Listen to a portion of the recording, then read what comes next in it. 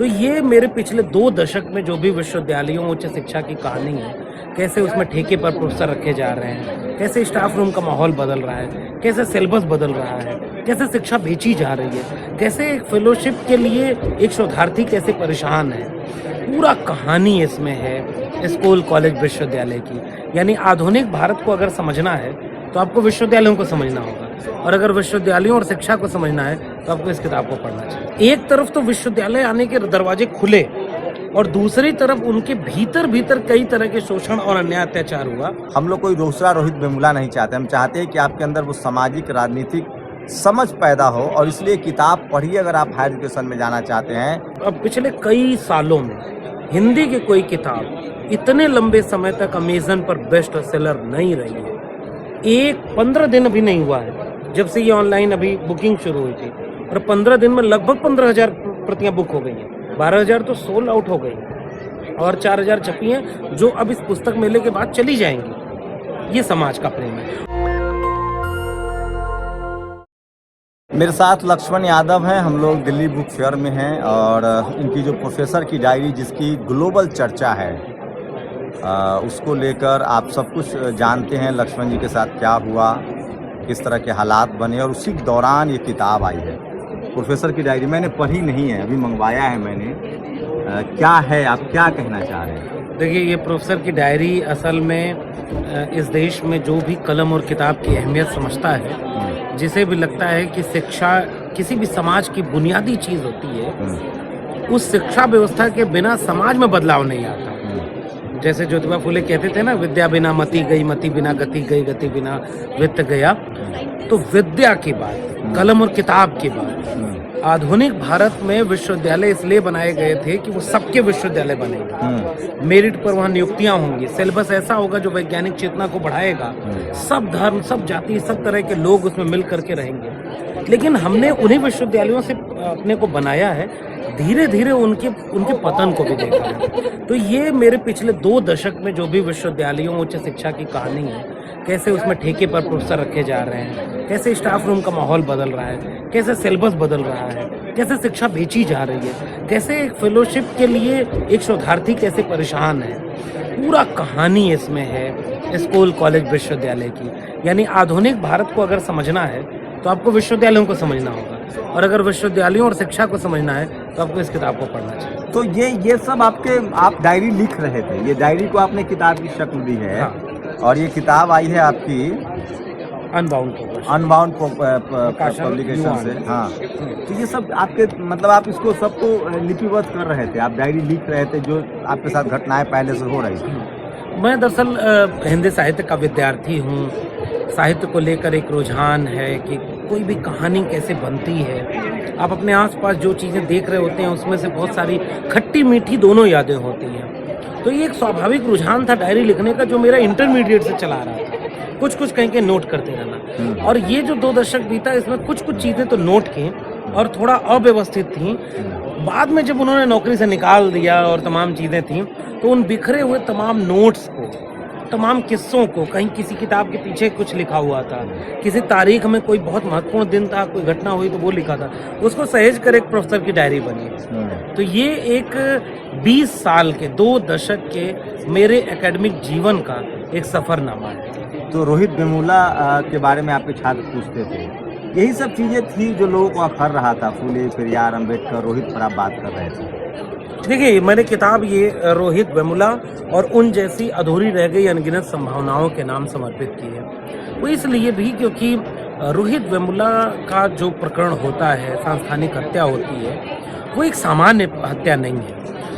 वह संस्थान और सिस्टमेटिक ढंग से व्यवस्था कैसे पहली पीढ़ी के लोगों के लिए, एक तरफ तो विश्वविद्यालय आने के दरवाजे खुले और दूसरी तरफ उनके भीतर कई तरह के शोषण और अन्याय अत्याचार हुआ, और विश्वविद्यालय के भीतर जब ये होता है तो समाज में कितना होगा। मतलब नौकरी में आपको डर नहीं था नौकरी गंवाने का, आप बोलते रहे। किताब लिखने में भी कभी मार्केटिंग नहीं सोची, डरे नहीं, रोहित का नाम पहले पन्ने पर लिख। पहले पन्ने पर हमने रोहित वेमुला और उन जैसी अधूरी रह गई अनगिनत संभावनाओं के नाम समर्पित किया है। डर जैसी चीज़ से पहले लड़ना पड़ा है, और उससे लड़ करके यहाँ तक पहुँचे हैं। सोचिए, मैं इस किताब का इंटरव्यू इसलिए करने के लिए तैयार हुआ, अब तक मैंने नहीं किया था। ये किताब सोशल मीडिया पर छाया हुआ है, बेस्ट सेलर भी रहा है। जब ये मेरे हाथ में कल किताब आई, मैंने पढ़ने का समय नहीं था, मेरे हाथ में किताब आई, जब मैंने देखा रोहित वेमुला, तो नेशनल दस्तक ने अपने ट्विटर हैंडल से भी इस किताब को ट्वीट किया है। कल किया है मैंने ट्वीट, सबसे लास्ट में। और सबसे लास्ट में मैं आज इंटरव्यू कर रहा हूँ लक्ष्मण जी का। कई लेवल पे लोग समझौता करने लगते हैं, कई बार उत्साही होते हैं, आंदोलनकारी होते हैं, जब नौकरियां चली जाती है तो समझौता करने लगते हैं। लेकिन इस किताब के आने तक भी हो सकता था कोई प्रकाशक न मिलता, इसकी छपाई न होती। लक्ष्मण यादव ने समझौता नहीं किया है। रोहित वेमुला का नाम लेना इस देश में हिम्मत की बात है। और उसके बाद मैंने तय किया कि इंटरव्यू आगे बढ़ाऊंगा और इस किताब की बात होनी चाहिए। आगे क्या रणनीति, अब क्या आगे फैसला किया है? आपने एक बहुत महत्वपूर्ण बात की। तो ये बात ठीक है कि शुरुआत में जहाँ से मैं चाहता था ये किताब वहाँ से नहीं छपी, क्योंकि उन्होंने उन्होंने मना कर दिया। उन्होंने कहा कि नहीं, ये नहीं सर, हम रिस्क नहीं लेना चाहते। मैंने कहा मैं रिस्क ले रहा हूँ और तमाम। तो कहा नहीं साहब, आप समझ रहे हैं, पब्लिकेशन भी नहीं मिलता। हाँ, आप समझ रहे हैं कि इस किताब में क्या है। इस किताब में उनके खिलाफ बातें नहीं है जो सत्ता में है। पूरे व्यवस्था के खिलाफ एक सवाल है कि कलम और किताब कैसे गिरवी रखी जा रही है, कैसे खत्म की जा रही है। लेकिन मैं शुक्रिया अदा करूंगा अनबाउंड पब्लिकेशन का, युवान का।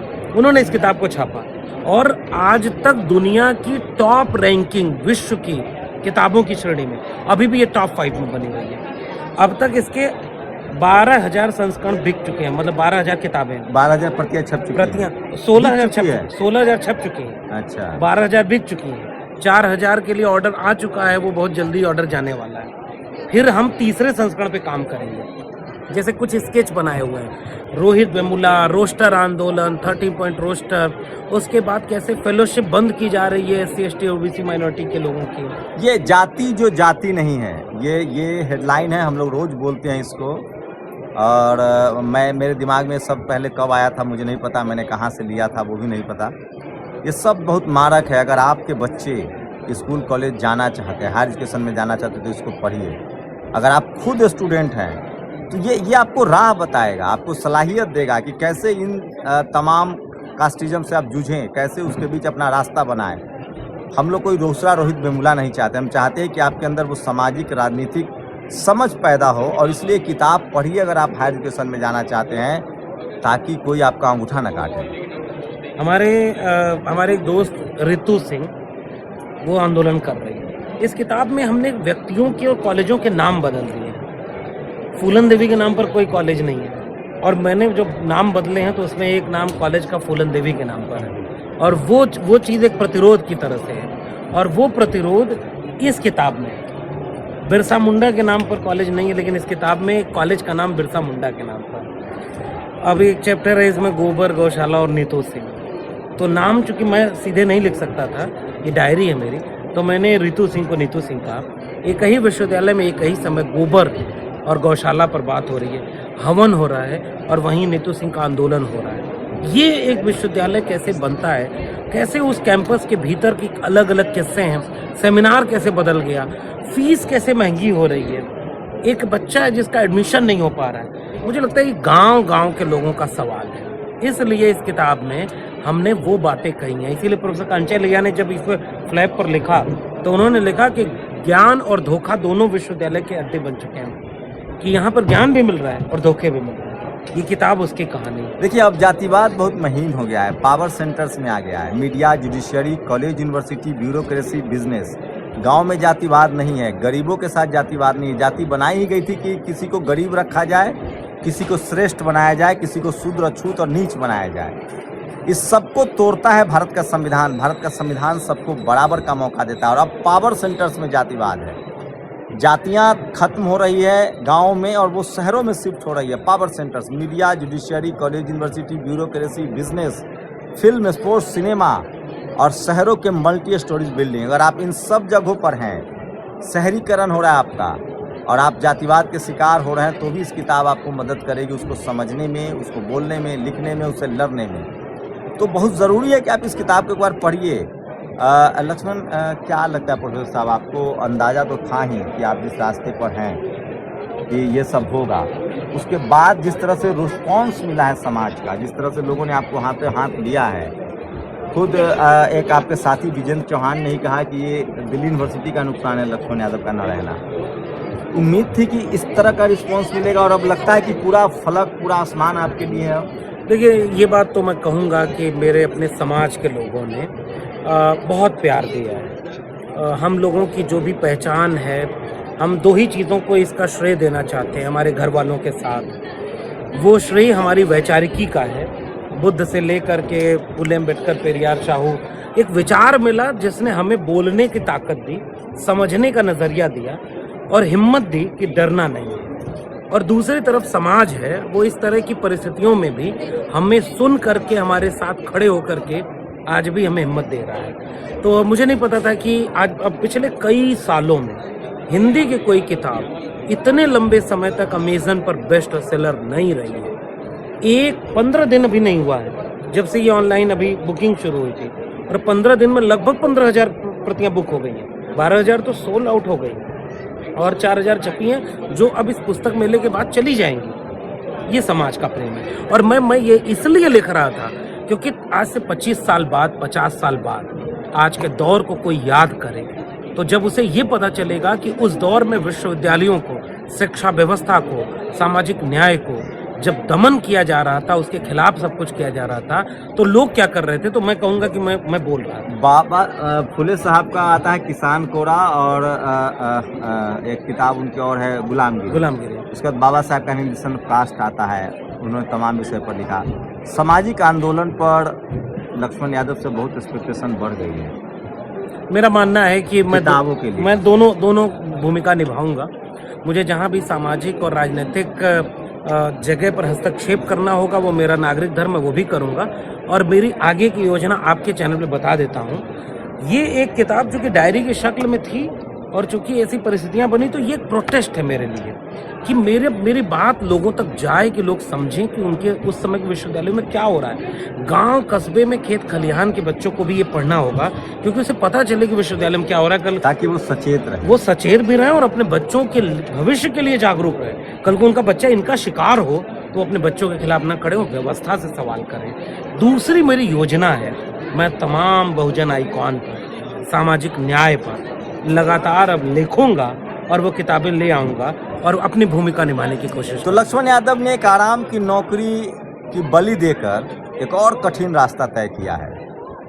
हम लोग की इतनी जिम्मेदारी तो बनती है एक पत्रकार के तौर पे कि उसके बारे में हम बात करें, और एक नागरिक के तौर पे कि आप उनके कामों को देखें, पढ़ें, और अगर लगे कि ये सराहने लायक है तो ज़रूर पढ़ें। मैं फिर कह रहा हूँ, विद्या बिन गति गई, गति बिन मति गई, मति बिन व्यापार गया, व्यापार बिना हम शुद्ध कहलाए। अगर आप चाहते हैं कि आप जातिवाद से सचेत रहें, जातिवाद से आप बचें, जातिवाद के शिकार न हों, तो लक्ष्मण यादव की अपनी जो तकलीफ़ें हैं, अपनी जो उनकी जो अनुभव है, उन्होंने आपके साथ साझा किया। इसको एक बार पढ़िए, आपकी नस्लों की बचाने की लड़ाई है। अपनी प्रतिक्रिया भी जरूर दीजिए। शुक्रिया हमसे बातचीत करने। बहुत बहुत धन्यवाद आपका। Shambhu Kumar Singh, national Dastak, international book fair, Delhi. National Dastak की आपसे गुजारिश है कि अगर इसको बचाना चाहते हैं तो नेशनल दस्तक को सब्सक्राइब करने के लिए रेड कलर के सब्सक्राइब बटन को दबाएं, फिर बेल आइकन की घंटी दबाएं। नेशनल दस्तक को बचाने के लिए बहुत जरूरी है कि हर खबर को शेयर करें, लाइक करें, कमेंट जरूर करें।